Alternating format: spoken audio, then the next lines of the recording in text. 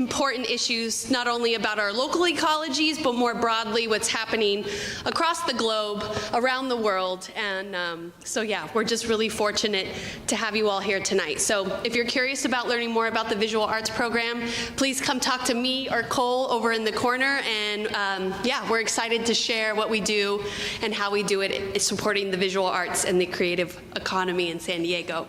So with that, I'm gonna go ahead and open with a few opening remarks, my version of a land acknowledgement, and then I'm going to announce a very special and honored guest, Nancy Buccaro, later to do a little blessing for us. So again, for millennia, the territories of California have been home to nearly 200 tribal nations.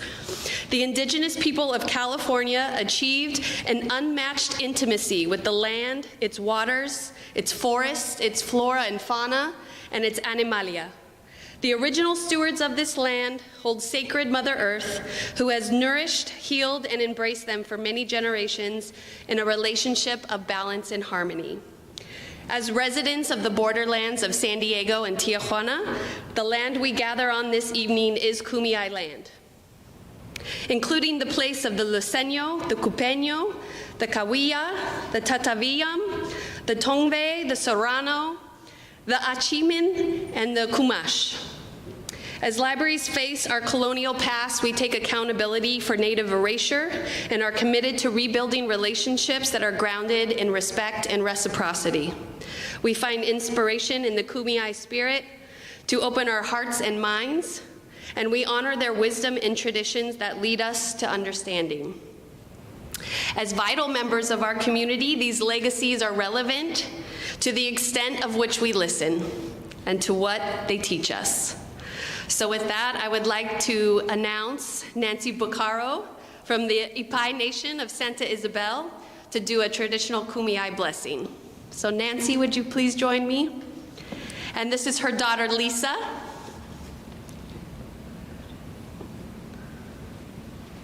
So I'm going to hand it to you, Lisa. Thank you. Thank you. Good evening, everyone. I would like to thank Bonnie for asking me to be here this evening. My name is Nancy. I'm from, like she said, I'm Digueño from the Ipai Nation of Santa Isabel. My mother is Jane Lopez. We're from the Paipa family. My father was Homer Chrisman. He's from La Huerta, and that's part of the Kumeyaay that I have with me. I'm very honored and blessed and privileged to be a part of this, and it feels good in the heart that we're all coming together and we're starting this in a good way and in a spiritual way that we do. So let's bow our heads. Heavenly Father, Creator, Father God, ancestors, Maiha, we just ask for your blessings, Lord Father God, that you guide and strengthen us. Give us wisdom, give us courage and knowledge as we walk on Mother Earth, on the Kumeyaay land, Father God, that we do it in a good way with a good heart. That you teach, guide us, Lord Father God. We ask for traveling mercies for all the people that have come here this evening, those that have traveled far, Lord Father God. We ask for blessings on all of us, and again, thank you so much.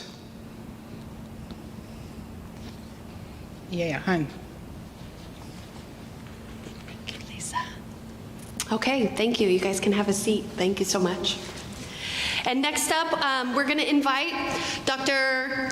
Tatiana Shinzeiko, who's the curator of the Helen and Newton Harrison California Work Exhibition. She's going to kind of give you a brief overview of the Harrison's work and the 4 exhibitions that are at multiple sites here in San Diego through January 19th. So with that, Tatiana, would you like to come up and please relay all your knowledge on us? Thank you so much, Bonnie. Thank you. Well, You need to point at her laptop, or shall I? Right here. You click the slides. Okay. Yeah. okay. Just say next. Okay. Welcome. Good evening. Welcome, everybody. And thank you for being here today for our very thought-provoking and interesting program. And I would like to thank Bonnie Dominguez for hosting and organizing this event, and also for our moderators, Chris Fremantle and Douglas, and for all our distinguished panelists who are here today. Thank you so much. So I would like to start with a short introduction to the exhibition and what it's going to be about. Yes? So first of all, we are presenting this exhibition, which is a four-part exhibition about Helen and Newton Harrison. And the goal of this exhibition to highlight their legacy, particularly as it relates to California. And so it's called California Works. And this exhibition is about the pioneers of ecological art. Yeah, so the artists who essentially founded the movement in the 1960s. They showed the way to many other artists how to work with land and land resources. And so the goal of this exhibition was to highlight the relationship with science, because the theme of the Pacific Standard Time is that art and science collide, and they found that their work in relationship to science. And so one of the goals of this exhibition to highlight how art can collaborate, how artists can collaborate with science, use knowledge of science for ethical ways, and to essentially create a new culture and create a new relationship with the land. And so that was the second goal of this exhibition, is to highlight different works chronologically. So we have the four venues, and in this particular venue we are highlighting the works so-called Saving the West. Now, who were the Harrisons? And so we see their pictures. Yeah, those are some of my favorite photographs at the peak of their career as ecological artists. And on the second picture, which shows them in more everyday way, yeah, so they were quite humble people, actually, very relatable, and so that captures the spirits of them. And the way how they came to ecological art, it's beginning from this very famous performance, Making Earth, where, first of all, Newton, on the Earth Day, in relation to the Earth Day, decided to essentially be reborn himself, because Earth is a kind of fundamental material. It's like in going back to the Bible. Yeah, so we remember that in the beginning there was the Earth, and the man was created from Earth. So this performance actually marking the rebirth of Newton, his career, which he was before a painter and a sculptor.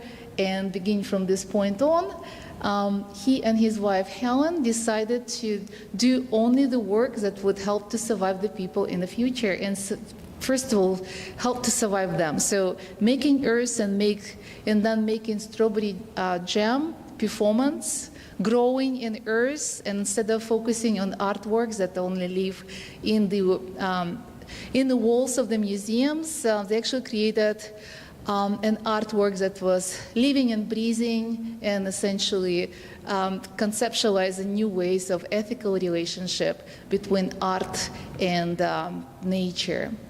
Now, their work fundamentally is based on the study of maps.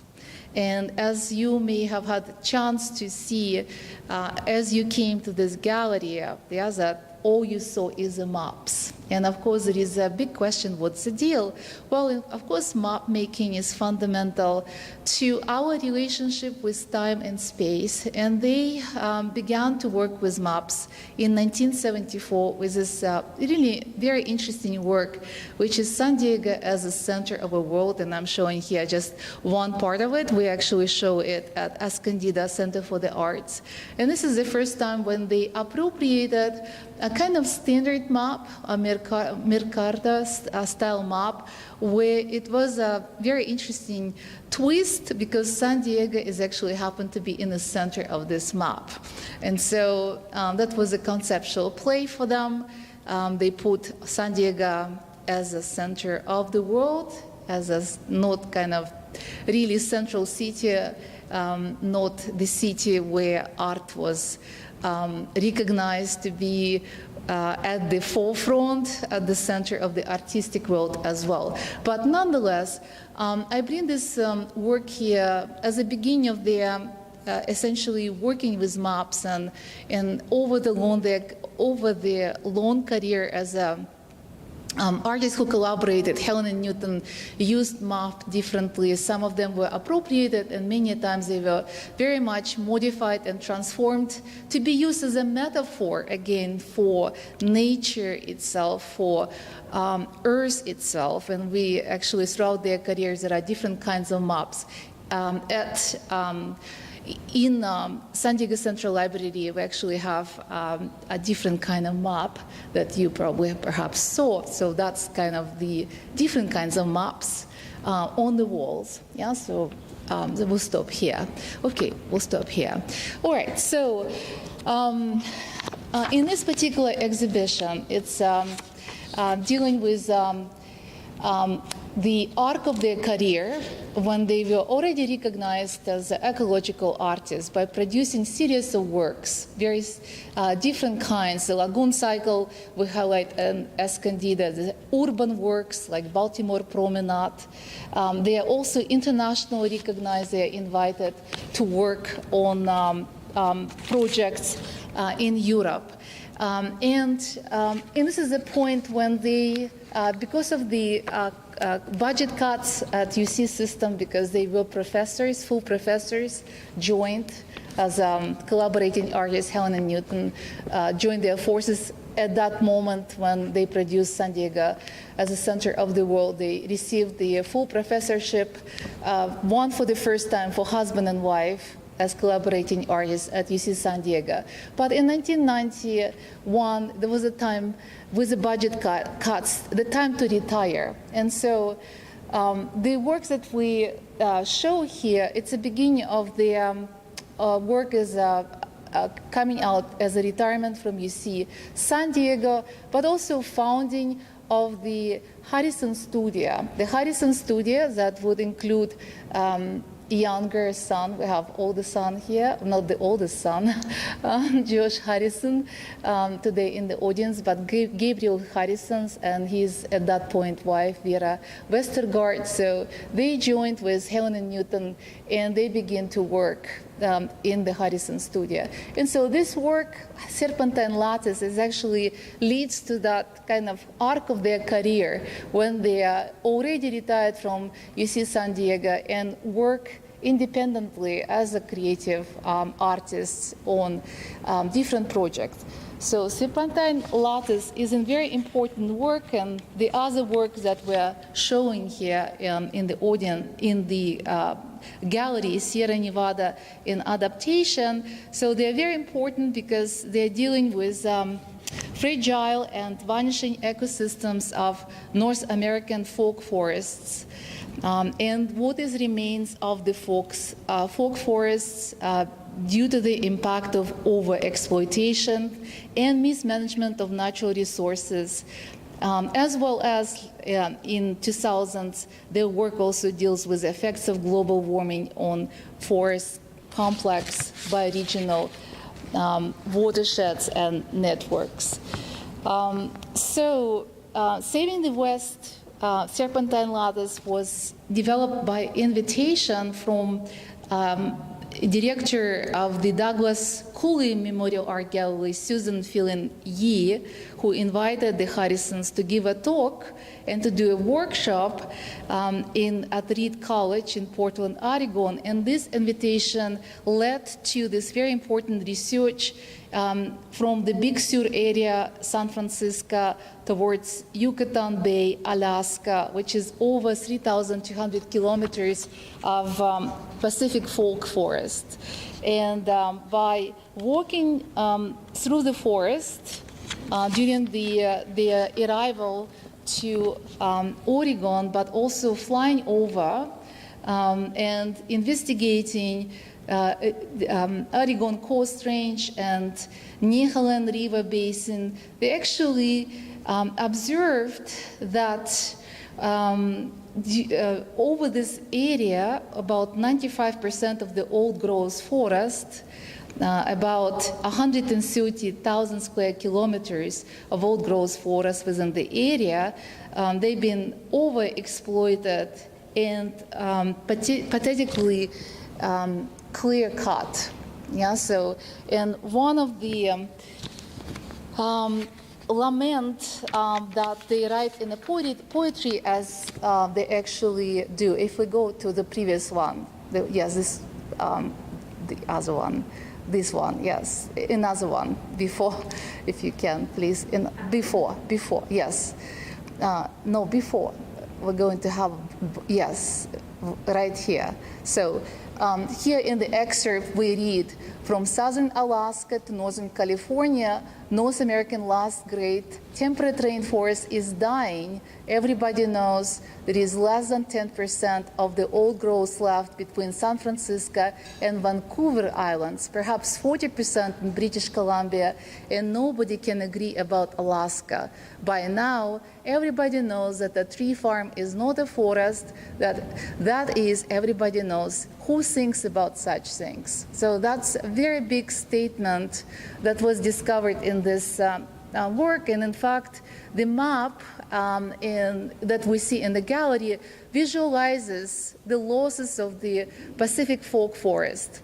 But it not only visualizes the losses of the Pacific folk forest, but it also conceptualizes possible future for the Pacific folk forest. And that's where we come to important ecological thinking of the Harrison, so we can go move forward. Yeah, that's Serpentine Lattice, where you said, and I said, and you said, a lattice, a serpentine network, the watershed's a game of Go. So one of the proposals that the Harrisons make, which is contrary to any other proposals that was made, because there were all kinds of conservancies were set along the remnants of the Pacific forests that were preserving some green spots, but not really paying attention to other spots. So their idea is essentially to imagine a serpentine, a crest of the coastal mountains, where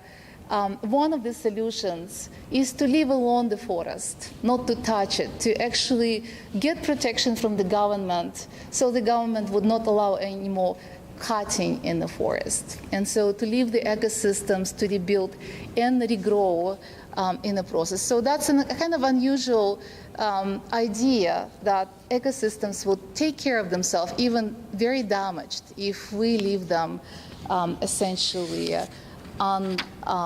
undisturbed. And that was one of the big solutions. And then the other work that we show in the galleries, it's the Sierra Nevada in adaptation. And so another important idea is that perhaps we'll hear more about it. The way how the Harrisons propose to take care of nature, and the way how to protect nature is to establish for the governments a so-called eco-security system, where a certain amount of percentage of all the taxes would be spent on protecting nature, because in order to rebuild and protect, there has to be not only the money into infrastructures, that billions of dollars that have been signed into legislation, but also the same amount of money into supporting nature. And in the way how, in this proposal that was written in poetic form, the Harrisons thought about creating this idea of the eco-security fund, like social security fund. And again, it's all written in the poetic form. Now, the second project we're highlighting is Sierra Nevada in adaptation, which actually took place to develop over 2 decades of research with not only by themselves, but also, as always, they did a lot of collaboration with different scientists. And so between 1998 to 2011, they realized that there was not only the threat of overcutting and industrial overexploitation, but there is even one other larger and bigger threat, which is the climate change. and rising temperatures that leads to depletion of ecosystems, dying of the trees. And we have experts in the audience here who can tell more about it. Ruth, yeah, so you're dealing a lot with that here, but not only as scientists that we have in the panel.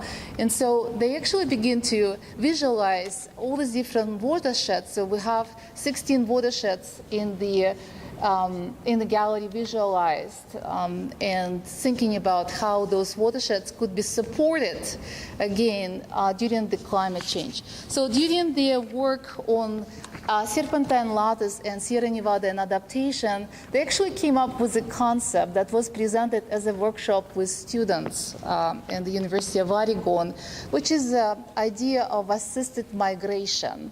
Yeah, so a supported migration of species or even interventions by planting species and trees in certain altitudes. And so they have later on conducted experiments. And so some of the conclusions that were drawn in the early version of Sierra Nevada and adaptation, it's the way how watersheds and this system of the forest will be reacting to climate change. And I want to show you one work we don't show here. We can go to the next, this one, which we show in Escondida. It's a force majeure work.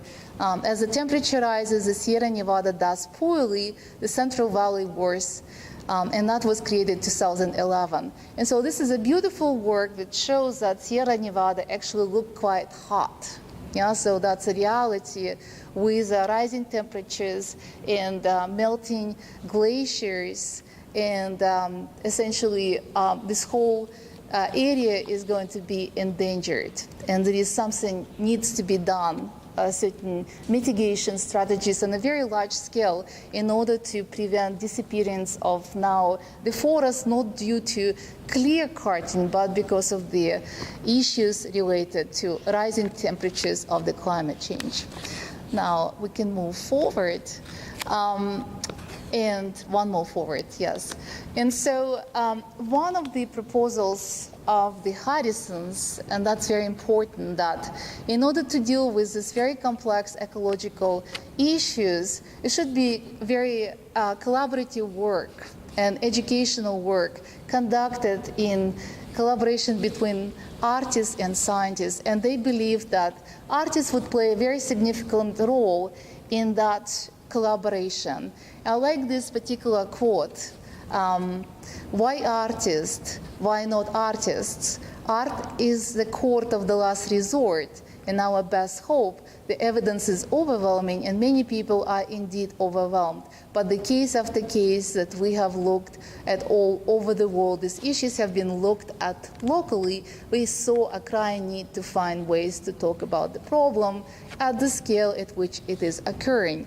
That can be terrifying and discouraging, but for us it opens the door to creative possibilities. So the Harrisons saw the importance of the agency of the artists because they were free agents.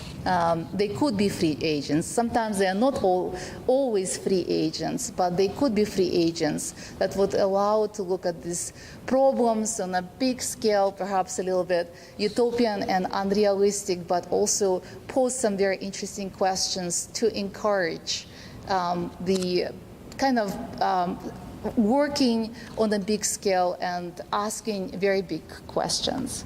So with this, again, thank you so much for being here, and now we open conversation to our distinguished panel. Thank you so much.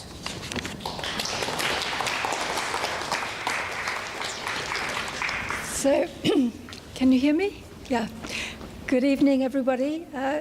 We're absolutely delighted to be here. We're going to begin, Chris and I are going to introduce ourselves, and then we've invited the panelists to do the very special job of telling us about their work and introducing themselves. Sorry. I think the way, so my name is Anne Douglas. I live in Scotland. I'm a professor emerita from a university in the north of Scotland. We knew the Harrisons. We worked on a couple of projects in the UK, one in Scotland, one in England. and latterly had wonderful conversations, particularly with Newton. We also have just published a book on their work. So my background is as an artist, but also in the last 30 years, really developing artistic research, the kind of research that explores how artists think, how they work, and what the meaning of the work is in the world. So trying to position the arts very much alongside the sciences and other forms of knowledge here. And so we're very excited this evening to have representation around Indigenous knowledge as well. Hi, Do you want- I'm Chris Fremantle. I teach at Grade School of Art in Aberdeen, which is part of Robert Gordon University, where I'm a Professor Emeritus. And it's a great pleasure to be here. As Anne said, we both worked with Helen and Newton Harrison on projects and also have written about their work. And we are both coming to this from practice, from the process of how you make art here and now today in the world we find ourselves in. But actually, we're going to have, we've got a very diverse panel. We've got the first person who's going to speak is Wesley Roos Jr., who is the fire chief and it has worked for the Forest Service for very many years. And then apparently he and Jolene Tam have already done a double act once today. So the second speaker is going to be Jolene, and then we'll hear from Megan Jennings. They are all involved in the Climate Science Alliance, and which from where we're coming here from Scotland, it's very striking what an interesting and significant collaboration is going on here. I mean, we have various climate initiatives and consortia projects in Scotland. I don't think there's anything like this. So this is very striking for us. Anyway, they're going to be followed by Josh Harrison, who is continuing the Harrison Studio, the Centre for the Force Majeure work that his parents initiated in that northern area around Sagehen and Independence Lake and up in the north of California. And then we'll hear from Ruth Wallen, who's an artist who's working again down in this area around San Diego. Anne and I have a couple of questions for the panel to get things started, and then we'll open it to the floor. So that's the plan this evening. All right? Just one point. The way we imagined this discussion was the exhibition is absolutely beautiful, and it is accompanied by 3 others, a very comprehensive representation of the Harrisons' work. But what we wanted to do this evening, particularly, was to imagine this event as the Harrisons are now handing the baton on to us to pick up the work and to make it work on the ground. And I think this is these very special people will be going a long way to do that. Wes, do you want to? Yeah. Good evening, everybody. Again, my name is Wesley Roos Jr. and I am the Tribal Fire Chief of the Loya Reservation Fire Department and tribal member as well. My background has been in fire since I was born. I'd say my dad started with the Forest Service in '59, and I was born in '59, so I grew up with it my whole life, and then I joined in '78, '79, so that's my history's all been in fire suppression. But what I'm working on now is cultural burning, the fire, the good fire that we talk about for the land. So that's kind of where I'm headed now. Since I retired from the Forest Service, I'm still working in fire, but still fighting fires, of course, but we're trying to bring that good fire back to the ground that once was here. So do you want me to follow that, or? Carry on. Well, I don't need that, I guess, but yeah, and that's the basis of it, is like you say, because it was once here, and it was taken away, and it's starting to be seen more and more now in the world in different places that fire was needed. Fire is a natural thing, right? You have lightning fires and whatnot. Sure, fire can be devastating. We just saw that last week with the east wind fires and the mountain fire in Ventura County. Camarillo, and we've seen that in Northern California in the last few years. But what we want to do, we bring back, and I know it's not going to happen overnight because it takes a while to do this, because it's, this type of work, or the everyday that our people did, took care of their land around there where they lived, their villages, the landscape, and it was for numerous and different reasons. It was one for the plants that they used for basketry and for the everyday stuff that we built and did. The other's the medicine plants that are out there. The plants, the animals, you burn off certain areas, the animals will come back because the new growth, they love that new growth and stuff. The acid creates the animals like that too, especially the deer. They like to roll in that. It helps keep the ticks off of them and some of the other bugs and whatnot. But and all in all, what you were doing was you were landscaping your land like we do now, right? On a different scale, different type.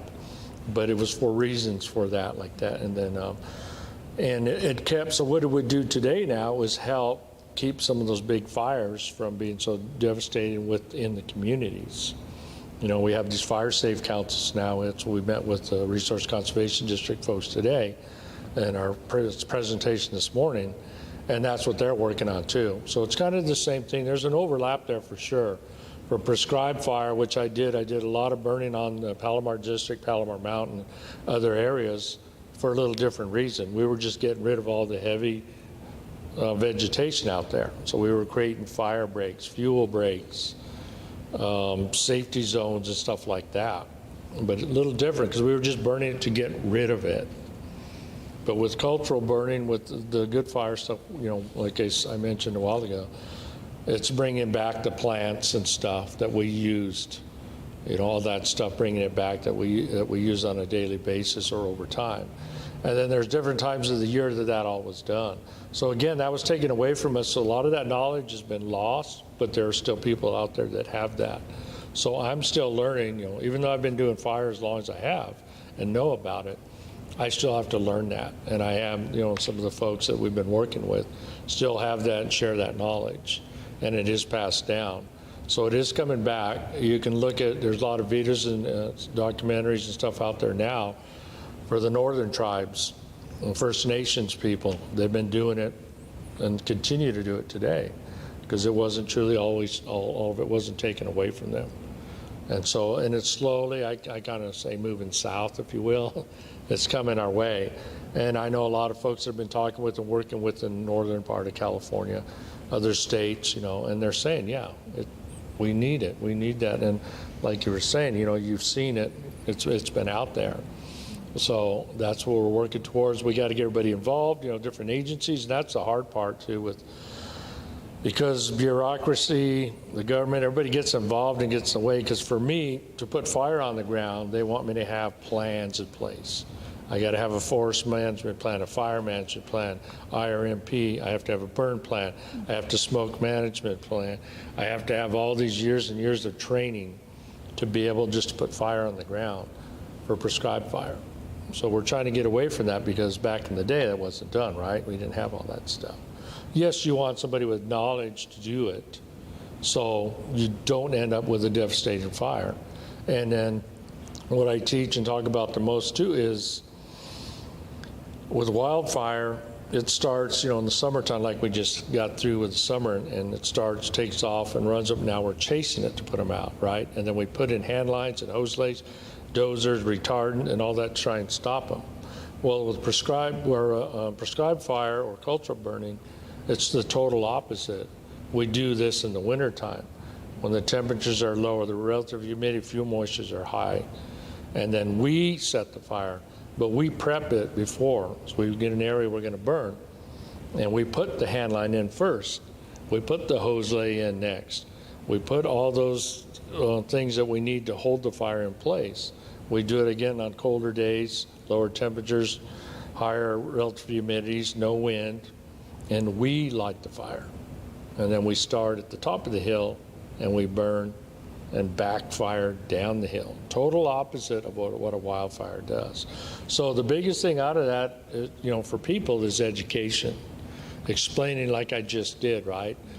So when you're going to do that, you want to sit down with the people around that you're going to be affected by, because some people, we went through it in 2007. 95% of my reservation burned in the Santa Ana East Wind fire, the Pomacha fire.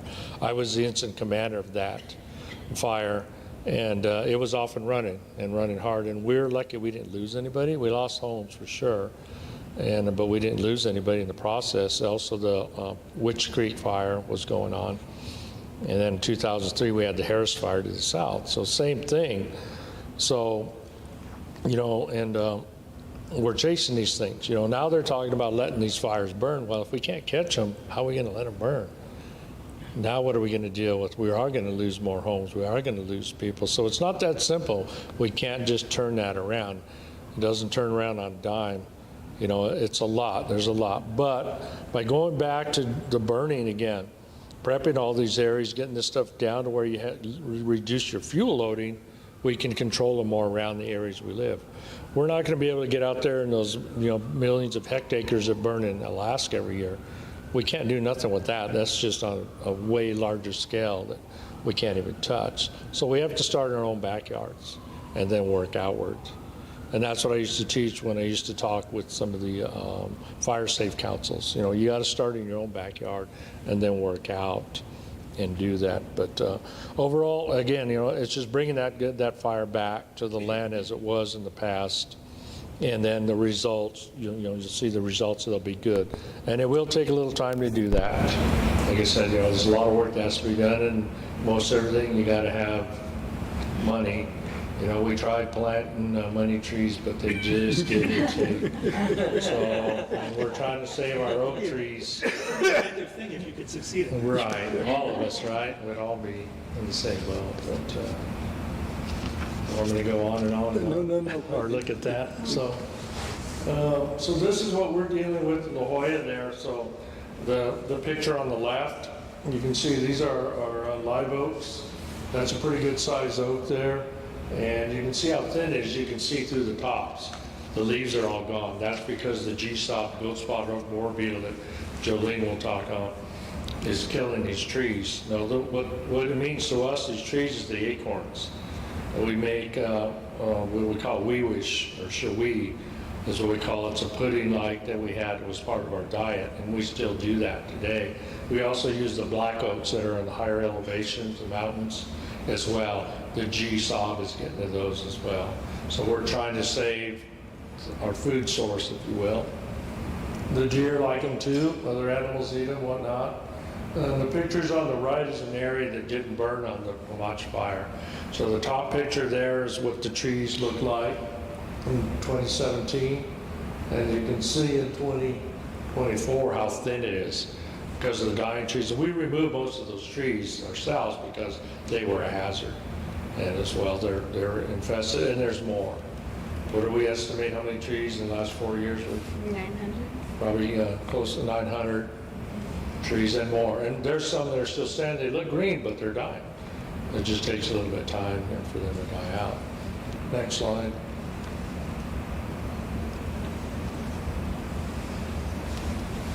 Next, yeah.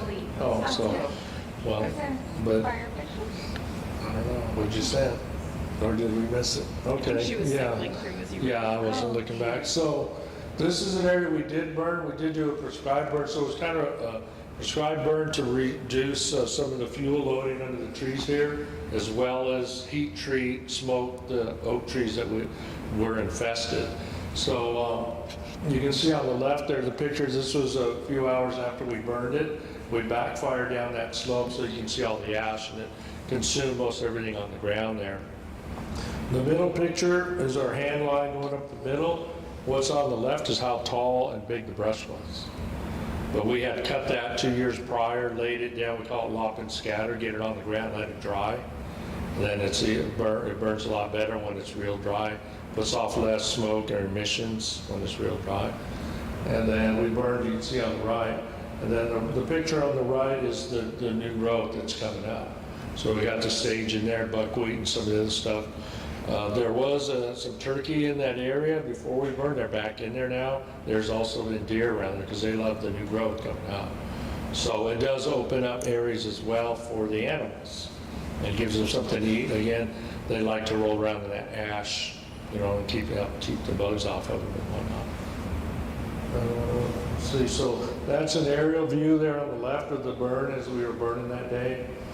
And back in, like I said, we started there and worked our way down the slope. And then on the right's the aftermath after we got done, I think the day after. After we made sure we put everything out. It was good on the day that it warmed up to about 80 degrees, and that was our threshold written in our burn plan. If you hit 80-degree mark, you stop lighting, you stop firing. Plus, there was fires starting to pop up within the county and Riverside, so they were starting to pull equipment. So we stopped our burn for the day. It was a 6-acre burn plan. We only got 2 acres that day. So that's all we got this year. But we did do some pile burning as well prior to that. So, and some of it was from the trees we had to cut down, the limbwood and stuff that we got rid of, that we burned earlier. Was there another one?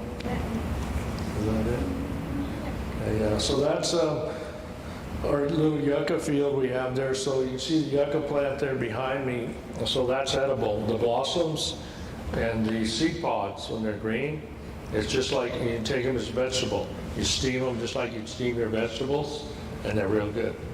And what we inadvertently did, we didn't know when we burned these piles to reduce the fuel loading around them, we smoked those. And then so when Jolene and Emily went and picked them for one of our, what was it, conference, not conference? For one of our forest gathering, we were going to cook them there. When they went to clean them, they found out, usually Emily goes, these things are full of bugs all the time, but they weren't, because when we had burned, that helped get rid of the bugs. So that's another reason why for the trees, you can fumigate those trees and help get rid of those bugs that are there. And so, and like I said, we were just, cleaning it up. And then you see the basket there too. That's the other thing we're working with some of the other tribes, Kauai and Riverside. Juncus grass, that's their main grass for their baskets. They have patches of juncus grass that haven't been burned in over 100 years. They need fire. Because the basket, we were saying, yeah, they're not the same. They have to be certain ways. So we're working with them to be able to do that. We did do a test burn with that early this year, and it worked pretty well. So we're going to get back in there at some point here and put some fire on the ground for them. We're going to do it in mosaic patterns, we're not just going to burn it all the way across. We're going to do a different pattern so that next year we'll do the other patches. That way they'll continue to have grass to use year round, and then they'll all be different age classes. But it needs it, the grass and stuff needs fire to keep growing. I think that's it, right? Yeah, I think you can go to Jolene now. Yeah. Thank you. Okay. Thank you, Wes. Thank you, Wes.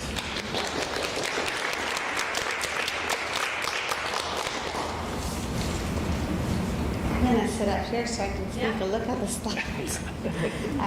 Hello, everybody. My name is Jolene. I am a Squaxin Island tribal member and a graduate student at UC Riverside in entomology. I'm also the Natural Resources Director with the La Jolla Band de Luceño Indians. I also have many hats, so I'm going to heavily rely on my slides. Do we have a pointer with a laser? Thank you. Perfect. Yes. This is my master's thesis right here, gold-spotted ochre, Agrylus argentatus. It's a jewel beetle. It's a cousin of the emerald ash borer, the bronze birch borer, the two-line chestnut borer, and about 10 others that I can't remember were causing havoc all around the world since the early 2000s from climate change. Very, very small. There is wild black rice down here at the bottom, interspaced with gold-spotted oak borer beetles. They don't attack rice, don't worry, your rice is safe. But size comparison. So GSOB for short, we call it, because its name is really long to say over and over again. Gold-spotted oak borer, we call GSOB. It's a phloem feeding buprested jewel beetle. It eats within the bark of oak trees, and the researchers believe it comes from the southeastern Arizona mountains. It arrived in California via truck or car, RV, from Arizona, and then the beetles were packed inside the wood, nice and safe, so they weren't hurt on their way. Once they got here, they emerged and started reproducing. That's what we believe happened, and so far in California, they attacked coast-like oak trees, canyon-like oak trees, and black oak trees. And those are most of the oak woodlands. Let's see. Okay, all right, so the infestation centered around the Descanso area. The first beetle was found in 2004. It took 4 years for them to figure out that gold-spotted oak borer was the reason all the oak trees were dying. Since then, we have satellite infestations in the pink. Those are non-continuous range expansions, and that's how we know it's being transported in the firewood, because if it wasn't being transported in the firewood, it would just grow bigger each year. But it was just discovered in Ventura County, so it's continuing its northward march. We estimate 200,000 oak trees at a ballpark estimate of $3,000 for removal costs. That is 600,000. Did I say that right? 600 million? I don't know. It's late. That's a lot of moolah. So it will exponentially increase as it starts to move northward through the state. They believe it's going to go all the way to Oregon. That's a lot of trees. This little piece of firewood here is 12-inch by 12-inch square. I collected 28 adult beetles. Half of those are females. And each one lays 100 to 600 eggs. That's a lot of little buds. So it's not going to go away anytime soon unless the climate changes. Okay, how does a little tiny thing kill a really, really big tree? Well, it really likes the big trees. So it finds them, it lays its eggs on the outside of the barks and the cracks and the crevices. The little tiny microscopic eggs, they hatch and they bore their way into the tree till it reaches the cambium. This yellow area is between the sapwood, the white looking stuff, and then the phloem, which is the bark, the red looking stuff. The little larvae eat through the cambium layer until they get enough nutrients, and then they start to move their way back out. So the cambium is the active growing region of the tree. If the tree can't grow a new layer every year, it'll die. So over a few years, a few generations of beetles, more and more damage begins to occur to the cambium. While they're feeding, they also damage the xylem. The xylem is essentially like a big giant set of straws that brings the water up to the leaves. And they're also eating in the phloem, and they're pooping everywhere. And their poop has a lot of fungal activity in it, so the whole tree is essentially biodegrading at the same time as it's being killed. And over 3, 5, 20 years, depending on how bad the infestation is in the tree will start to decline and eventually die. Whew, okay, so what are we going to do to fix it? Well, research doesn't have a lot of information, a lot of solutions, so we had to dig in here. Historically, thinning, that means reducing the amount of habitat for insects, has been used to reduce beetle damage. That's a standard forest practice over the past 200 years, and we're going to try it because we're not making progress any other way. We're removing those dead trees because they're harmful to people and fuel for wildfire. We're trying to salvage what we can so we can take all that biomass and make something useful, sell it, fund our program, and do more work, which is a lot of work. And we're burning. We're starting small, but we're going to get bigger and bigger every year. We're doing a lot of outreach and research, getting that buy-in from the community, from the government, from our funders is really important. And to make sure that our work is twofold and makes a bigger impact, we're doing that research. We're working with SDSU, UCR, I'm working with myself here. But we're also working with the tribe and just getting more and more people involved.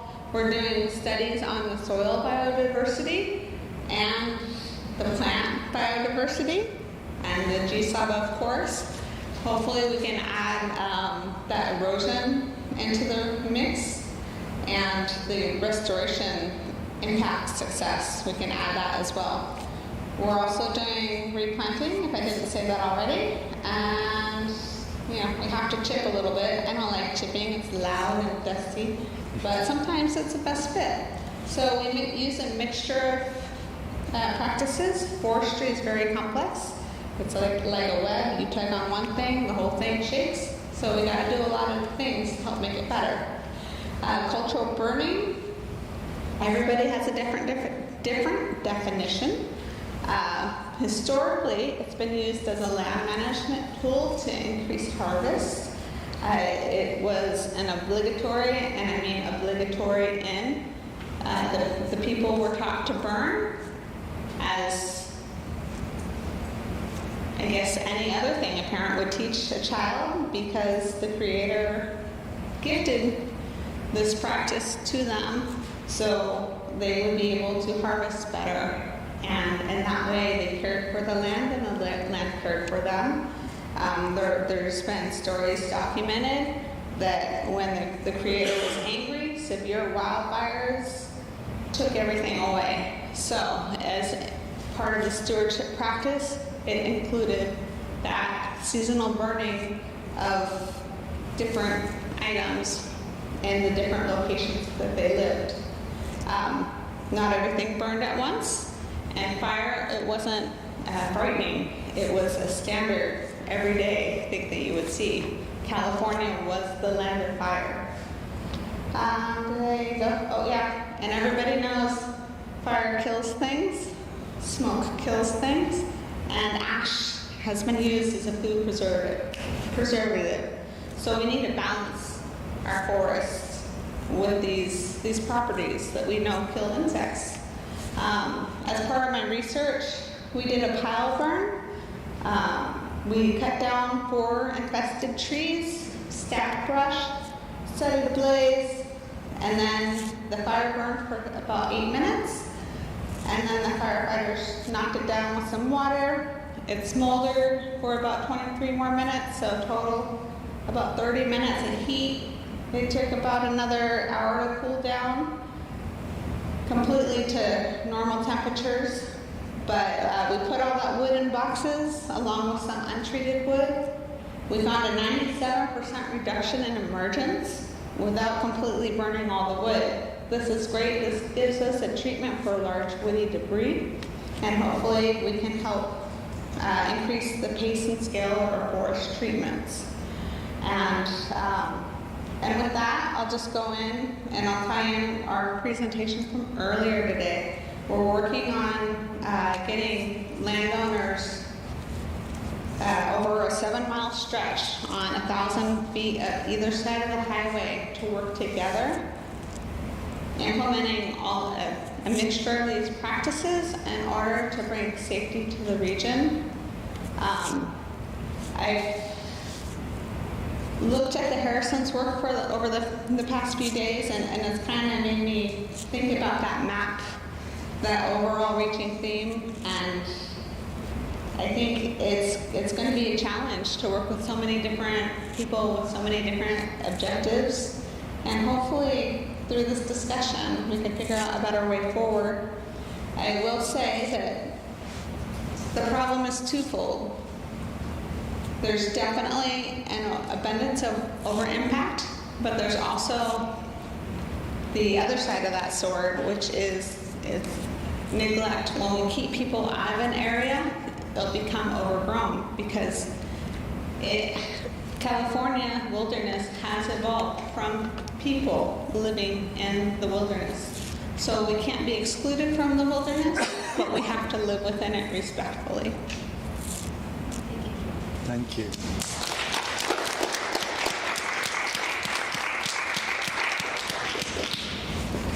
Thank you. So I'm Megan Jennings. I'm a research scientist at San Diego State University. My background is in conservation ecology, and I support research that is science in service of trying to manage some of these big, wicked problems that we face, in particular in forests. And I have the great privilege of working with Jolene and Wes. As Jolene said, a lot of these solutions need to happen by working in partnership. And so that's a lot of what we try to do in the work that I do, where we're trying to develop Western science that can inform some of our actions, but it can be complementary to indigenous science, and it can incorporate practitioners' local knowledge on the ground. So the problem, Wes and Jolene were both talking about some of the on-the-ground issues that we're facing, where we need more fire and we need to be addressing pests. And to sort of contextualize that problem, I wanted to show, the Harrison's work has, I think, largely focused on some forests elsewhere in California and in the West. But if you want to think about our forest right here in Southern California, we have our own wicked problems to deal with. So this is a map of our montane forests in Southern California. And you can see, so that's high elevation forest, hardwood, coniferous mix. And one of the challenges here is that, as you can see, when you think about something like the Sierra Nevada or the Pacific Northwest, those are huge swaths of forest. We have little tiny islands of forest. And so in ecological teachings and what we know about ecosystems is that, when you are small and isolated, it becomes more challenging to withstand changes and to have sort of the ebb and flow that you need to recover from stresses. And so as Wes pointed out, we've experienced over a century of fire suppression. With colonization and a number of large fires, we started to, colonial culture started to fear fire. And so that's the way that we began to manage forests, and we suppressed that fire within indigenous communities and on the landscape. And that is the start of the problems that we have in these forests here in Southern California, but also all across the West. And so what we're dealing with now is that we have forests that have gone over 100 years without fire, and they're adapted to having fire, say, every 4, 5, 10 years. So that's missing, so upwards of 10, 20 fires in the last 100 years. So imagine what happens to a forest when you exclude fire for that long. It becomes so dense. There's so much competition for resources. There's only so much light. There's only so much water. You make it more hospitable for pests. And then you add humans to that. And we move pests around. We unintentionally start fires that are introduced into a system that is no longer resilient to fire. And looking bigger picture, whether intentionally or not, we ended up creating climate change. And so now that's yet another pressure on top of our forests that have made them less resilient, and we're experiencing forest loss. So Southern California's forests have experienced greater loss than any other place in California. And imagine how impactful that is if you're already the smallest forests that we have. So we've lost, I can't remember the number, but a recent study came out I think about 2 years ago, that we have already lost more forest than anywhere else in California, but we don't have a whole lot to lose. So to try and work together with partners across the landscape, yes, here we go. A number of years ago, I started working with colleagues on the Southern California montane forest conservation strategy.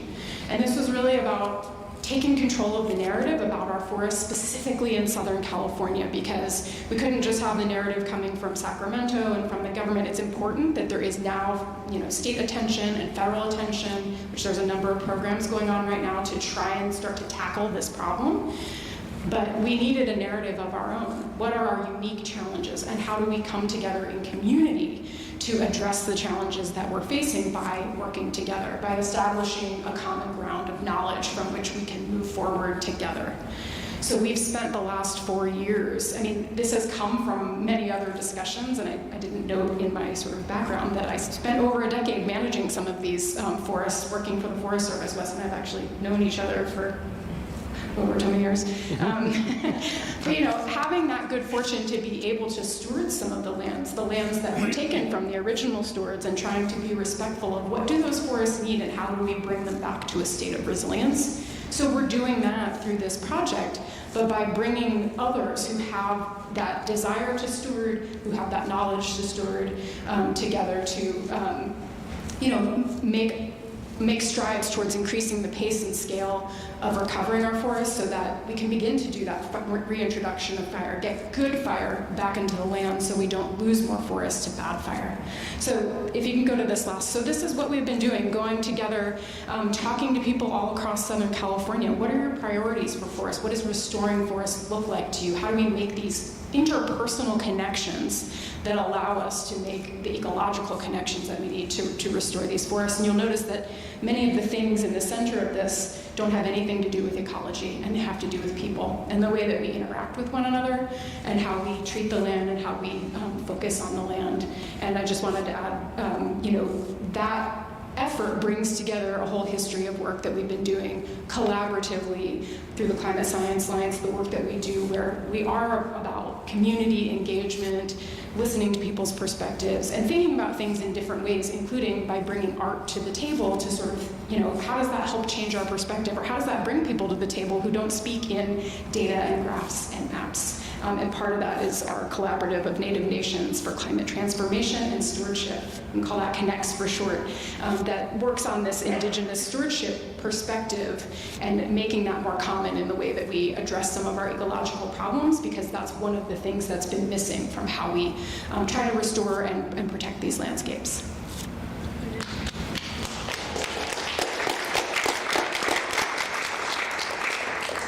So, Josh, maybe you can just kind of give us a sense of the character of how that relates to what's going on with the center in the north. Well, first off, I think that everything that everyone has just said is exactly the spirit that Newton and Helen had been working on literally since they realized that the scale of the issue was way larger than the scale of a gesture. And so the first thing I would say is that Newton and Helen would be beyond pleased by this discussion, because it manifests, independently of everything else, the convergence through the world that people are starting to see have to happen, and the breakaway from, let's just call it Western science, and the rigidity of the epistemological shifts that we've all know about and understand, into getting back to collaborative, synthetic, cooperative work, symbiotic approaches to how life works. So first I would say they would just be tickled pink by this conversation, because it's really important. And I guess I should say a couple of words about Newton and Helen first. As I said, I'm Josh Harrison. I'm the second of 4 kids. My younger brother Gabriel is also involved. He'll be speaking at some of the other conferences. And the two of us also manage the legacy of the artwork, in addition to managing the Center for the Study of the Force Majeure. Now, Force Majeure was a concept that Newton and Helen came to after decades of work in this field, and they took the legal term force majeure, and for those of you who aren't very familiar with it, it's in every insurance contract you've ever seen, because it's when the insurance company says, gee, whatever happened that you thought you were protected, guess what? What's actually happened is an act of God. That's the French translation of force majeure, and therefore we're not responsible. So they looked at that ecologically. They took that legal term and said, ecologically speaking, we're looking at the kinds of things that have come out of a result of 300 or 400 years of burning fossil fuels in an unregulated way and using extractive techniques through the natural resources of the planet that have come up with issues that are bigger and crazier and uncontrollable by the people who have created them.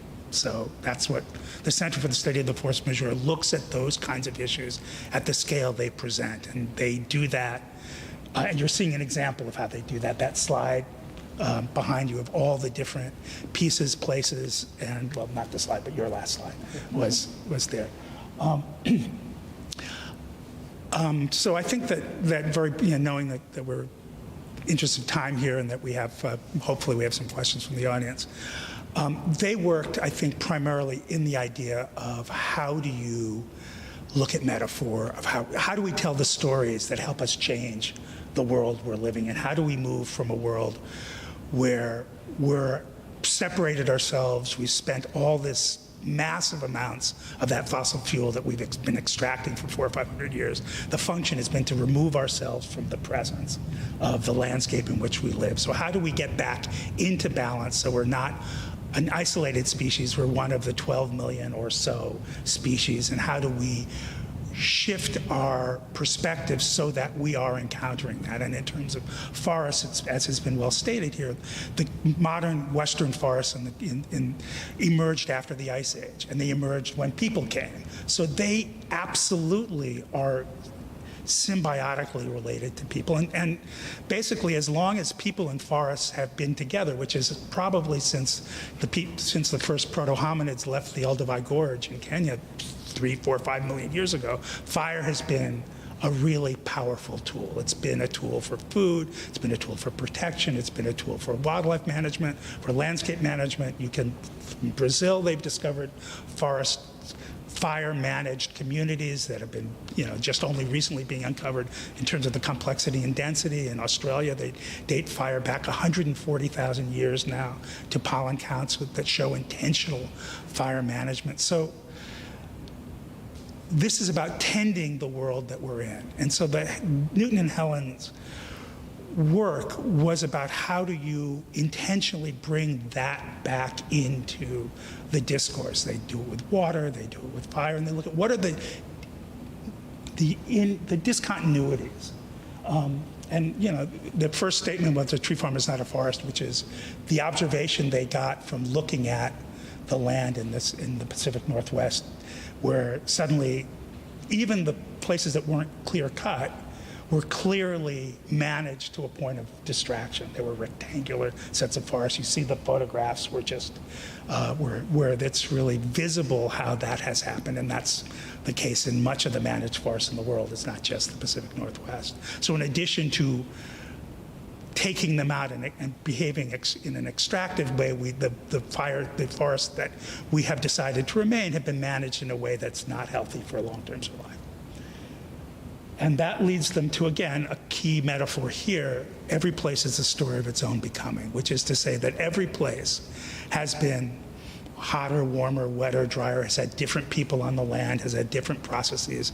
And so by understanding the past and who was in the past, what was in the past, what happened, is one of the really critical ways to understand both the present and to forecast forward as we see a warming climate, what that might look like. So that's, in a real sense, if you see some of their other work, there's a section of the work at UCSD called Future Gardens.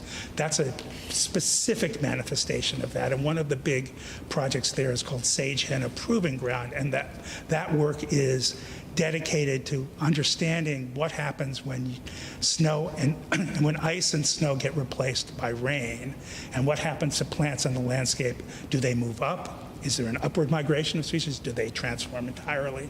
What happens? And that's kind of a landscape scale, open air experiment over time that's been going on since conceptually since about 2012 and practically since about 2016. So then I think I'll just go to the last slide here. Again, one of the conclusions that they came, and in terms of looking at these discontinuities, is when we're looking at how people have to work within the balance of the environment in which we live.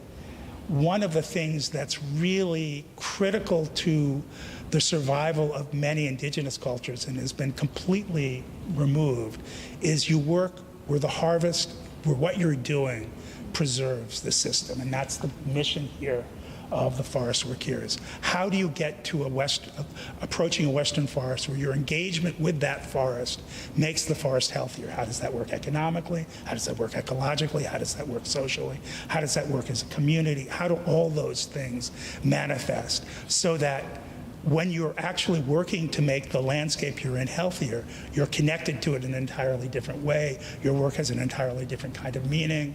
You're reconnecting, again, historically with, older traditions. I've been fortunate to be present with 2 tribes in their first cultural burns in over 100 years in the Washoe and in the Pomo and Lake County.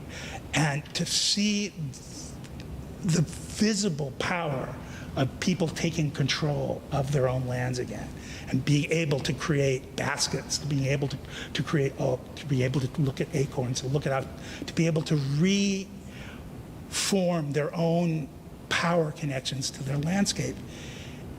It's incredibly to see that from afar, and I'm very, very privileged to have been able to be exposed and given permission to see that.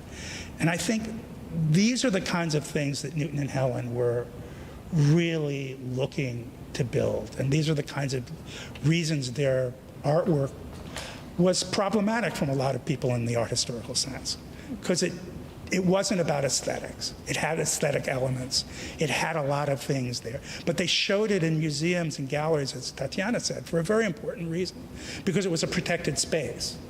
Because it allowed people to explore, it allowed them to explore all kinds of challenges that were fascinating to them without the rigidity of having to be true to a discipline. And the minute they weren't true to a discipline, they were free to experiment. They were free to explore. They were free to ask the kind of inconvenient questions. And then I'll close that with another piece. That was their goal. They wanted those questions to enter the larger conversation. They wanted to create a space using a gallery setting so that the people in that gallery could be exposed to a problematic that they might or might not be comfortable with, but that would leave them having conversations further. And when it succeeded on a massive scale. In Europe, there are a couple of examples. For example, they redid a river on the border between Serbia and Croatia with an environmental master plan that survived the Balkan Wars. That massive amount of destruction was not enough for the people there to let go of that land management plan that came through. They also did another conversation that completely accidentally turned out to be transformational in terms of the master land management plan for the province of Holland. And recently I was just informed that a project I knew nothing about, there's a 25,000 acre newly created watershed on the Wabashiki River in Wabash, Indiana, that was put into place by the then Republican government of that state because they thought it was important enough to bring the river back to the city. So those are the conversations that they hope to create. Those are the conversations that their work started to generate. And so with that, I'll hand it over to you. Thank you. That's a really brilliant linking of what we've heard. Our final speaker is Ruth Wallen, who's going to give us another perspective on this set of issues for a minute. Yeah, so I'm Ruth. My undergraduate background actually was in environmental science, and I was working for the Park Service Planning Office in San Francisco, reviewing and writing environmental impact statements, which has to be done before any project is built. But I realized that a lot of the decisions were being made because of politics and values and not because of science. So I was also started taking classes at the San Francisco Art Institute and met Helen and Newton when they came up there to present their work. created a project that was inspired by them, that's still actually on view at the Exploratorium, wrote to them about it. They said, come visit. Eventually I came down here to get my MFA in visual arts at UCSD and study with them, and we've been in dialogue ever since. So what I'd like to share tonight is, for over the last decade, I've been walking with dying trees. We've heard a lot about that already tonight, from dying from urbanization, dying from globalization, the movement of pests like GSOB, and from climate change, bark beetles, fire, drought. So if the first slide that we have here just shows a diagram that I created. The slide isn't reading very well, unfortunately. This is really odd. But you'll notice that one of the tree, these are diagrams of tree rings, and the one on that side, you'll notice that it goes all the way out to the edge, and the one over there, you can hardly see the rings, but they stop right there. And those are diagrammed to the year trees, the more beneficial the climate, the larger the rings. So it's based on models of soil moisture, which relates both rain and temperature. And you can see how much smaller the tree is in the business as usual scenario, which means, unfortunately, what I'm afraid is going to start to happen again, which is that we don't do much of anything, versus enlightened government scenario, which is another scenario where we actually start taking action. So just in terms of the background, you can see how much narrower the trees get by the end of the century. In this actual model, you can push on all the dots and they tell you different actions. But just let's go on. I started sitting with the trees in Pine Valley, which is right next to Descanso, which is ground zero for GSOB, in 2011. This is a story, most of the trees were already dying. I've returned yearly. Since the pandemic, I've returned quarterly. You can go to the next slide. And I just walk with the trees, I sit, I observe, I actually at this point sing to them, do compassion practice. It seems like the first thing is just really paying attention and making relationship. One of the things that I think is really, really important is, and I've tried to do this in some of my work, I didn't bring those slides, is to create public rituals of grief. Because there's so much fear of grief, but it's the fear of grief that causes paralysis. When you actually grieve, there's a heart opening. I mean, you cry, but at some point there's a heart opening, you realize vulnerability, and you also realize that the way we've been living, the whole ounce, the cultures that were brought to this country, it's utterly non-sustainable.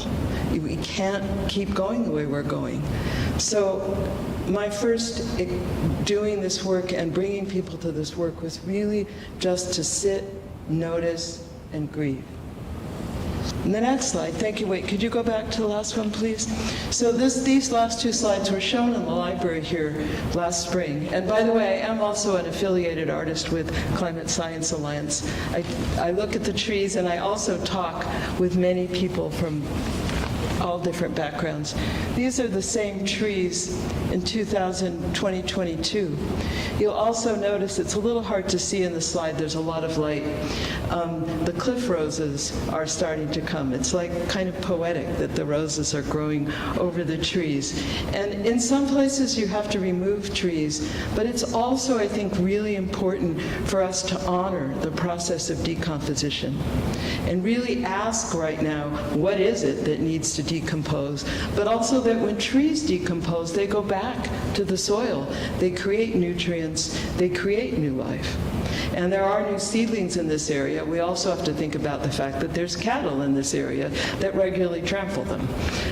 But again, it's taking responsibility because so much of this is caused by human moving the trees. So next slide. I also wanted to take you to far to the Sierras. Because of those diagrams, I learned about of tree mortality due to climate, all the trees that were dying in the Sierras with the huge drought that started in 2012. And so I started walking with the trees. Through that, I went to the closest place first, but eventually I met the sequoias just in 2019 and 2020. And then because fires had been suppressed for so long, there was huge conflagrations. And this is an area in the McIntyre Grove that's in Giant Sequoia National Monument. You can see that's a year later. I do this in terms of photo montage that kind of shows the fragmentation that's happening. The fire was still burning. It was really, I mean, the trails were gone. I went, or just barely to there, and it was just devastation. But if you see the little tiny green on the ground, already the ground was covered with sequoia seedlings that were about this big, and other seedlings. And especially sequoias are adapted. They need fire. They don't, their cones don't open, their serotinous, they don't open until fire. This is the same area last summer. You can, some of the seedlings were up to my waist, a few were up to here. There's also lots and lots of ceanothus, if you can see in the background. The sequoias, they all grow together. The ceanothus was so thick, there was no trail. It was really hard to get to where the sequoia grove starts. My husband, who I usually go alone, but he was with me, and he kept saying, we have to turn around, and I was like, no. We have to find them. But they're all there. And I asked the questions that these seedlings are asking for a 1,000-year commitment. So the question that I asked to all of you is, how can we nurture the seedlings for the next millennium? One more slide. This is what not to do. And I had to show this. This is Alder Creek, which is managed by Save the Redwoods League, which is owned by corporate interests. I could say a whole lot about that. And they use traditional forest management practices. That is, you salvage log, because you want to get rid of the trees, and also they're valuable economically. You don't want any vegetation to compete with the sequoias or the other. They also planted some conifers, fir and cedar and sugar pine that grows with them.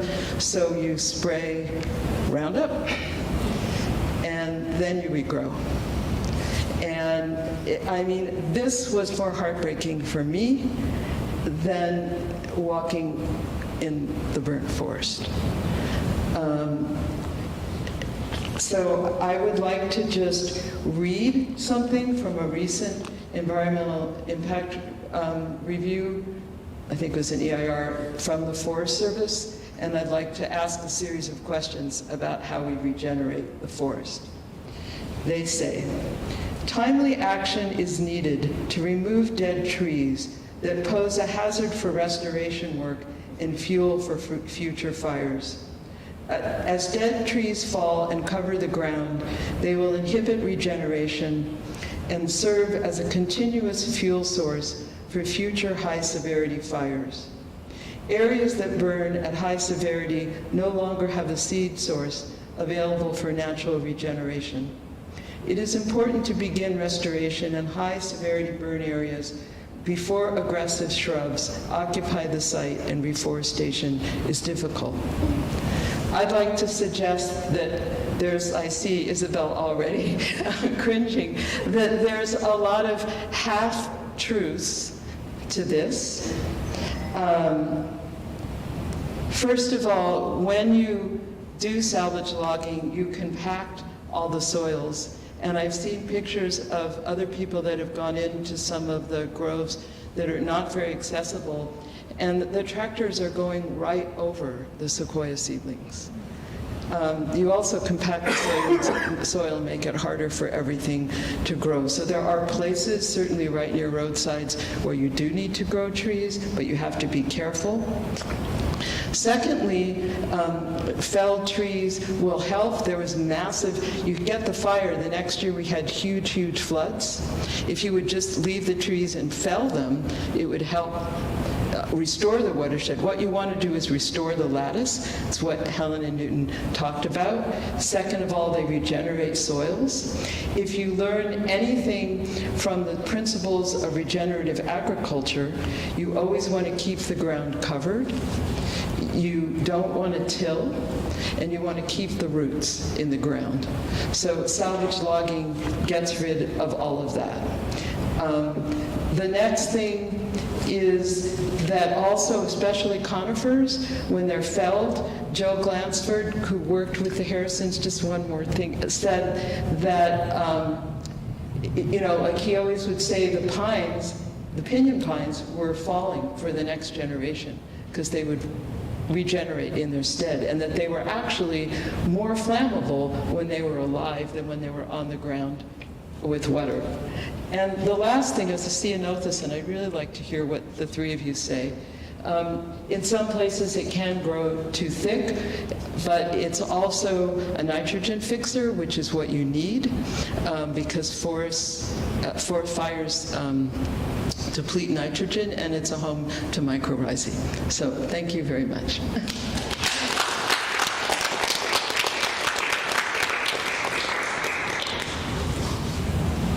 Helen and Newton always said it would take a very unorthodox knowledge base to deal with these issues, and I think these incredible presentations this evening have really enriched my understanding of what that means.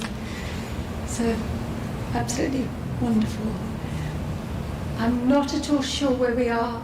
We're a bit adrift of time. We're a bit adrift of time. I thought we might be. We have a bit of a choice, which is whether there are questions begging in the audience, that people feel an urgent need, that they've been desperate to ask a question, or whether we should ask a question of the panel first.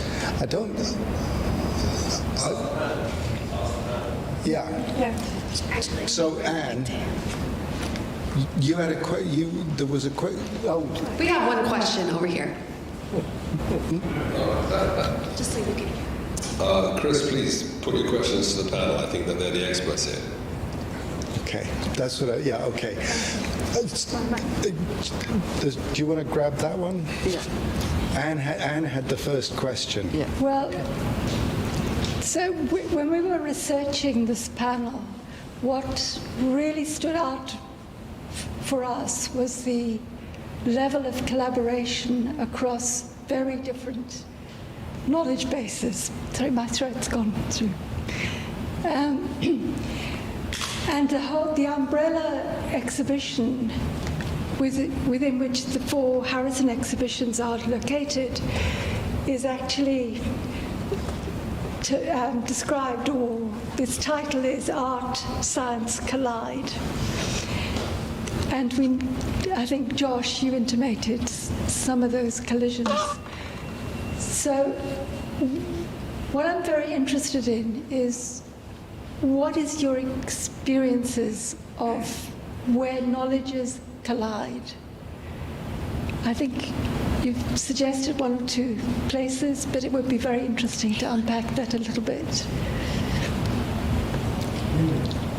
Yes. I mean, we could start maybe Wes. When I looked up, I was thinking, I looked up a lot about the cultural practice of burning, and this absolute contradiction with the way we think in the West that we fear fire, and we don't, in fact, end up controlling it. And you talked about the problem of having to produce plans when what you actually described was a series of practices.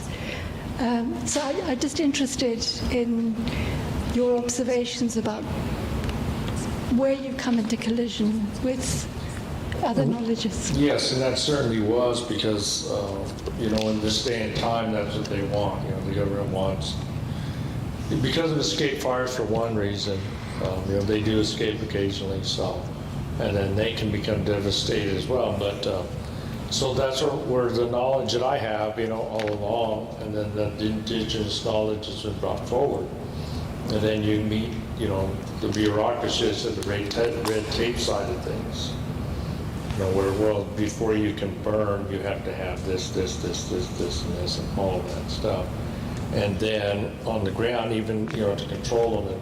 And, like for cultural burning, it's a lot smaller scale, a lot less, and again, different times. Whereas for prescribed fire, for what I did for years and years and years, of fuels management, fire management type stuff, it was more intense. You had more fire on the ground, from pile burning to broadcast burning.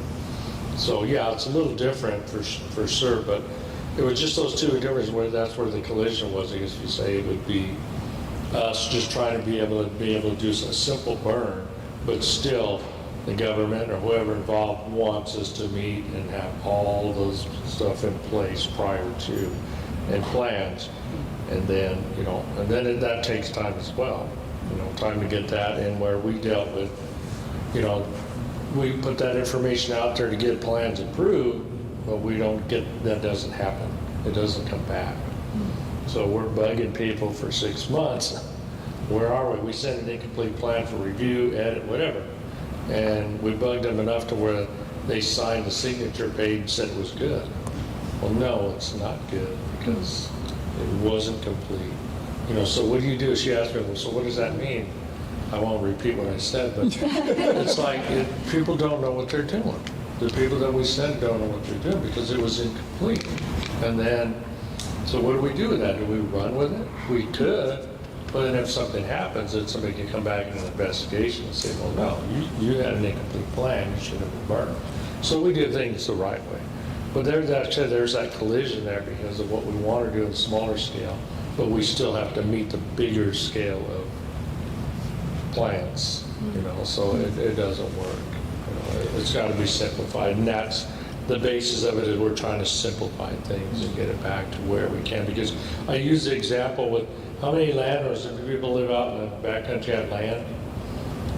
Well, you all live out in these buildings out here, right? But you can go out if you have property. You do your spring cleaning, you trim your trees, you cut your bushes back, and you create piles, and you can burn out there. You can go down the nearest Cal fire station and get a burn permit to burn. So, and you do that with little or no experience, right? You can go down there and do that, and then what I had to do was jump through all these hoops and paperwork and have all these plans in place to do the same thing.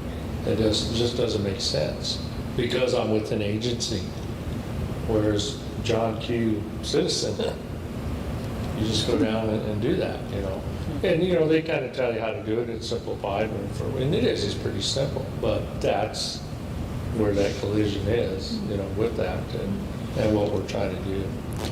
So, it's interesting. So you're not describing a collision between the science that maybe Megan represents and the practices you represent. You're describing actually a collision which is much more about with policy rather than with other expert knowledge. Yeah. But I would suggest that behind that collision is, in fact, the bigger idea of fear. Those rules come from fear of fire. And what you're saying is fire is a tool we need to use, therefore it needs to be. So behind that bureaucratic rulemaking obsession with making sure you've crossed your T's and dotted your I's is actually a larger conflict, which is we don't understand the value that fire on the land brings to our lives. And we don't understand what you said, that every square inch of California used to burn every 7 to 10 years. And that's a kind of another way you might look at that.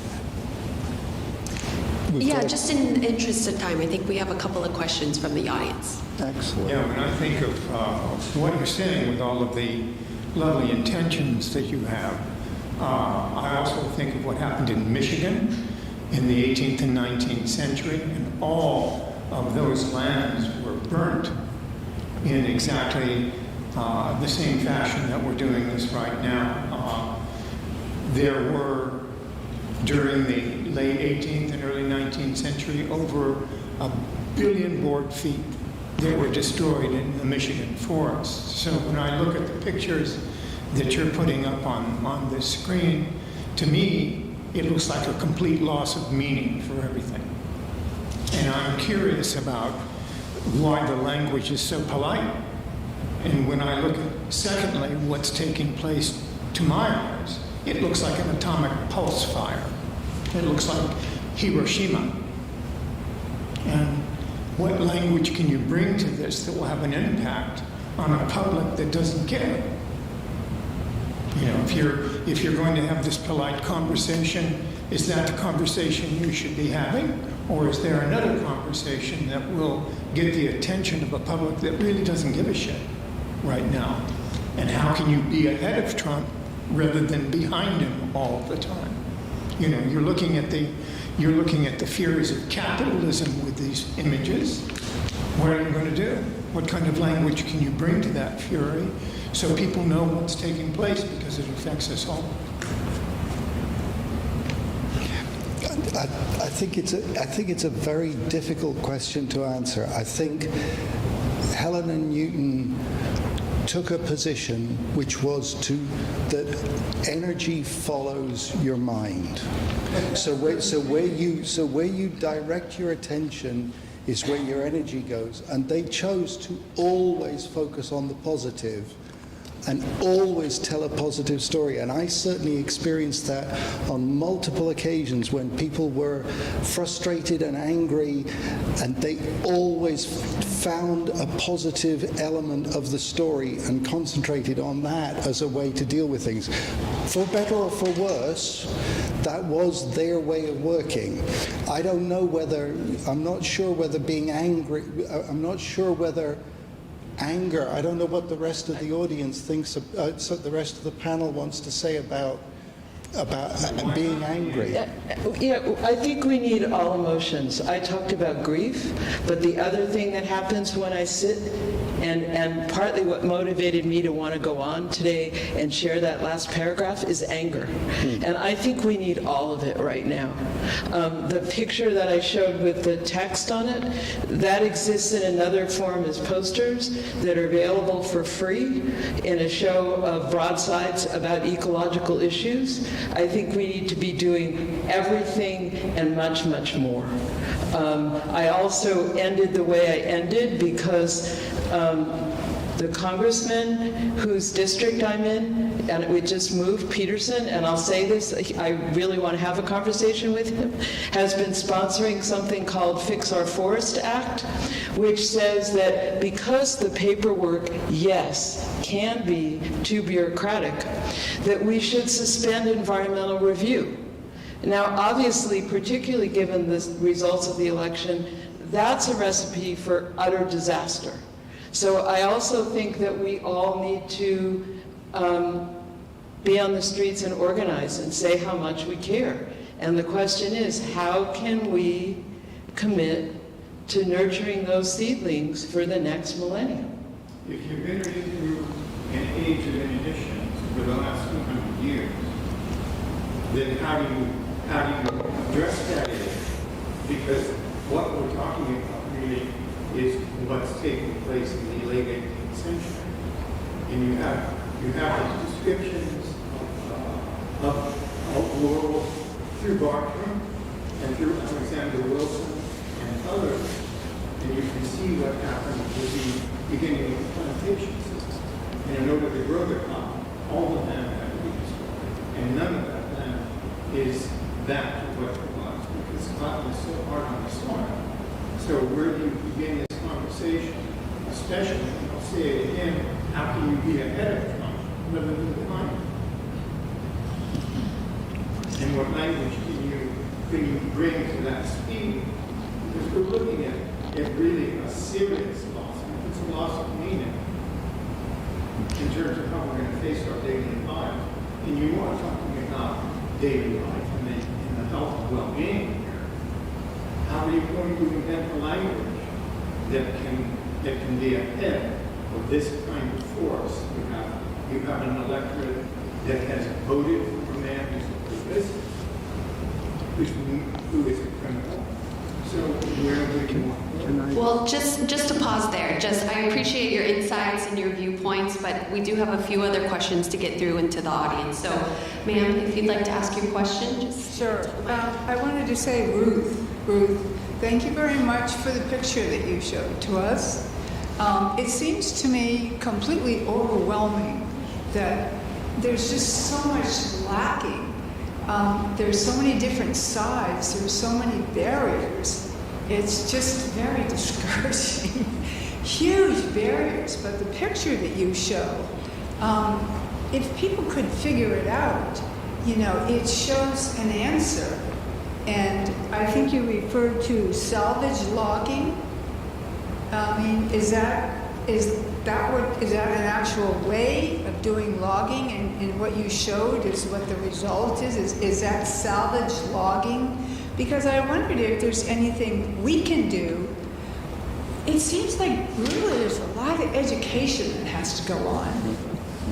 How do you disseminate that? We've got so many different viewpoints. I mean, it's really crazy. Thank you for the question. Yeah. Ruth, would you like to respond? I'll say something, and I'd like to hear from the three of you, just briefly. So, salvage logging is a term that means logging after fire, because the whole tree isn't burnt down.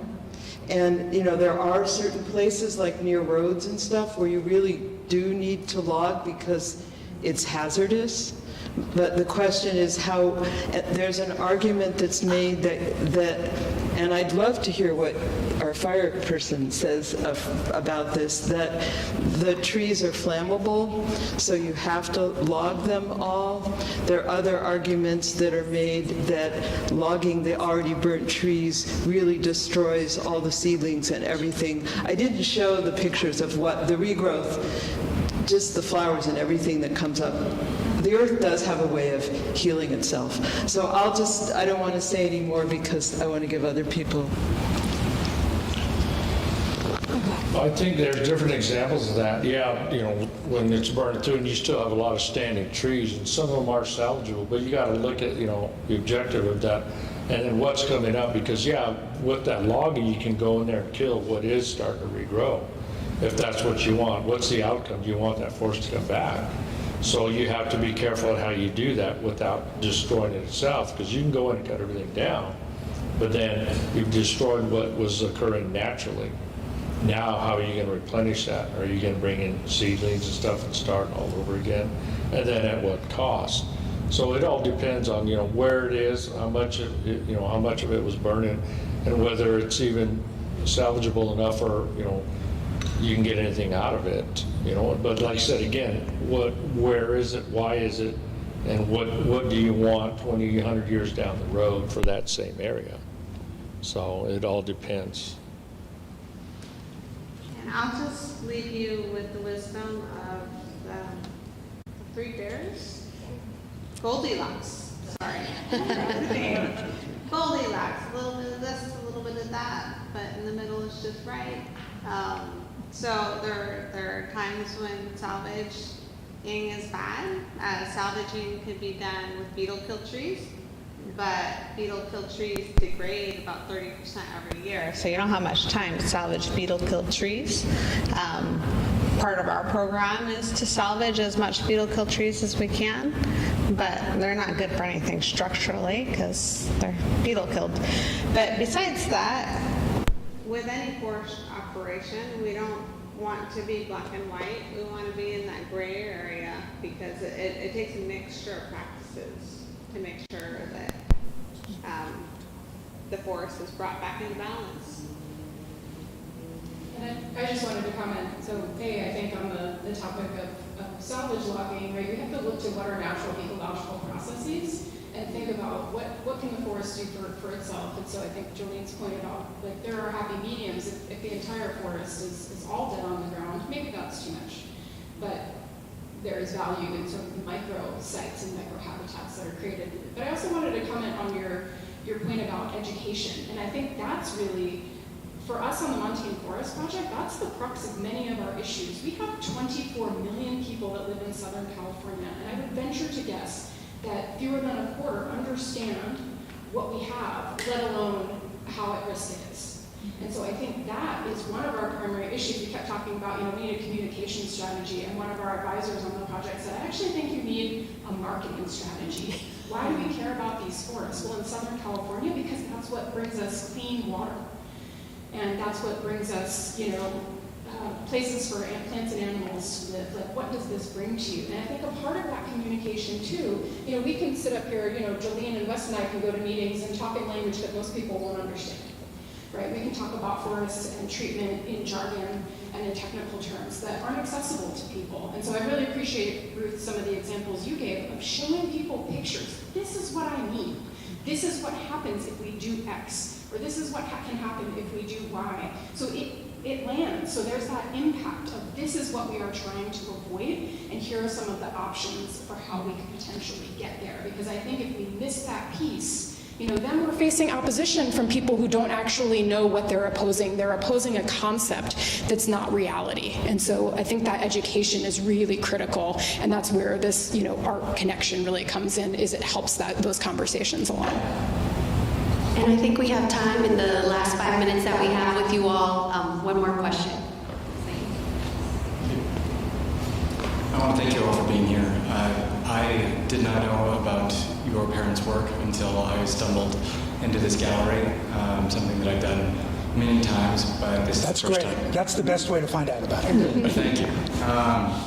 Now I'm sitting here reading this wonderfully curated book and taking notes in all the margins, and we'll be thinking about this talk for years. I originally was going to ask a question that was mostly usurped by our first one. And it wasn't so much about the most recent election, but also all the way back through the 60s. There were contemporaries of the Harrisons that were already angry. One of my literary heroes at Abbey was already telling people in the 60s, just don't do anything, stop moving, you idiot, and it will all be fine. So my original question was going to be around, how did they preserve their work from anger, not as much how to bring it on. But now that we're on our last moments, I was thinking about the Gates Foundation open letter from a few years ago about women's education globally being the greatest proxy for decreasing birth rates globally. And they were using that as a way of being able to prognosticate that there is going to be a total population cap. It won't be Ehrlich's book forever, that it won't just be forever growing and growing. But there's an ethical question underneath this entire talk about the carrying capacity of Earth, but we don't talk about human population that way because it's impolite. And I guess my final question is, is there a statistic that for all of you actually brings you hope? That weird thing that's slightly adjacent to your work, but you actually look at and say, that might work.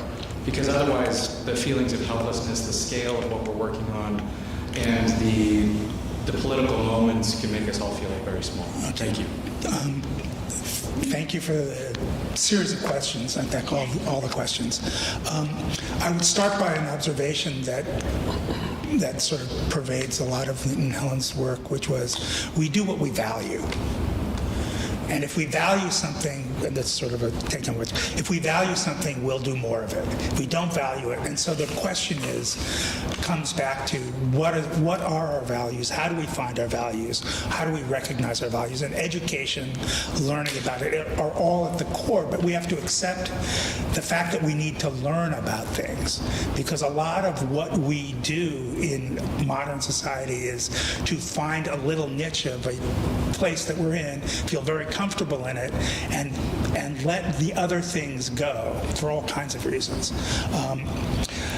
they were very concerned about, in fact, it was an internal conflict for me and my father a lot. He was very concerned about the carrying capacity of the Earth because the population bomb and Paul Ehrlich and that work was very influential to him. And my conversation was really, 10% of the planet consumes 90% of the resources. It's not a population problem.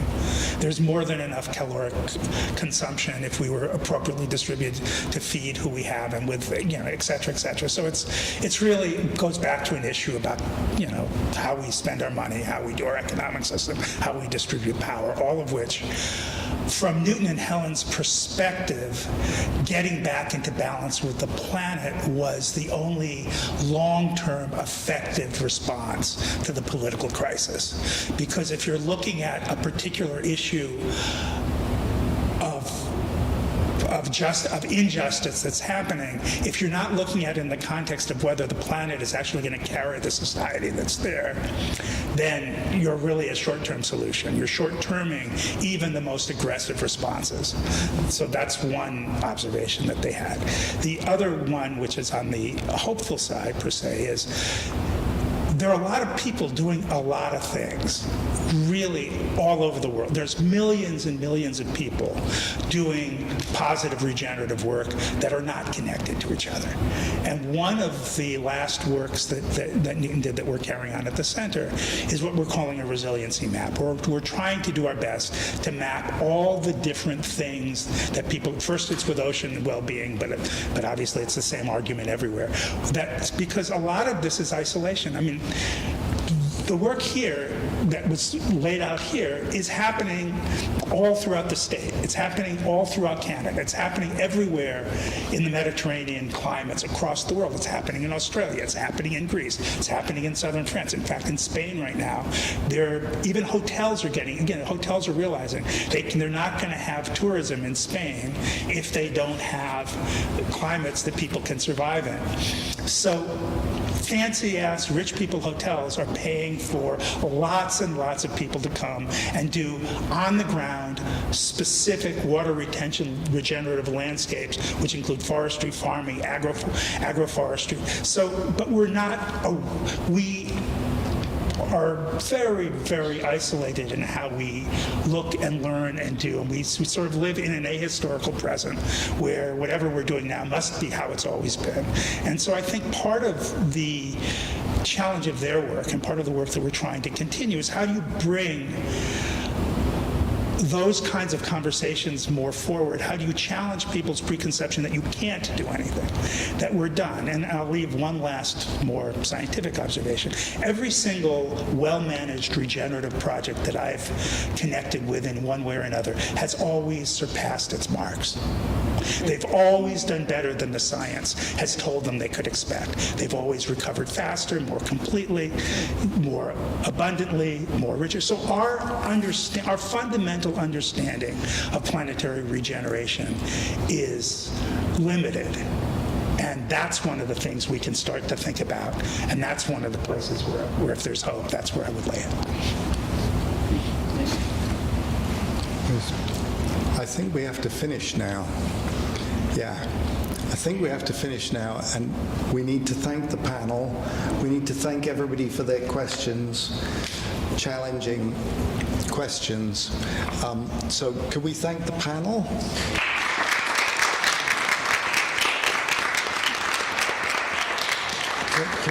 I think we need to thank Bonnie and the City Library and the team here for this excellent event. Yeah, thank you so much for being here. I mean, it's a longer discussion, right? I hope we can continue, talking, educating the public about the important people and the important work you're doing. So thank you for being here tonight. If you need to validate your tickets, you're going to head down to the ground floor and validate your ticket under window 1. And you should be able to exit the garage freely. So panelists, if you wouldn't mind sticking around for one picture and a little thank you, a personal thank you, and then you're free to go. Yeah. Can we say thank you to Tanya? Yes, I would really like to thank Tatiana, the curator and project manager of this entire show. It was not an easy feat to organize the volume that the Harrisons produced, but also to coordinate such a it was a feat to say unto itself, to show 4 different site venues as a part of Getty's PST Science and Art Collide. So Tatiana Heath Fox from La Jolla, former executive director from La Jolla Historical Society, and Dr. Tatiana Cizinecchio with CSUSN. So thank you both so much for being here tonight. Thank you, everyone.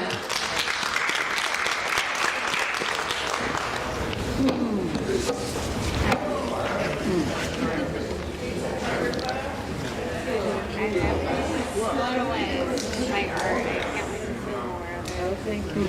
Well, I would really love to be in the discussion about what you're doing. This is maybe also I could even come to photograph.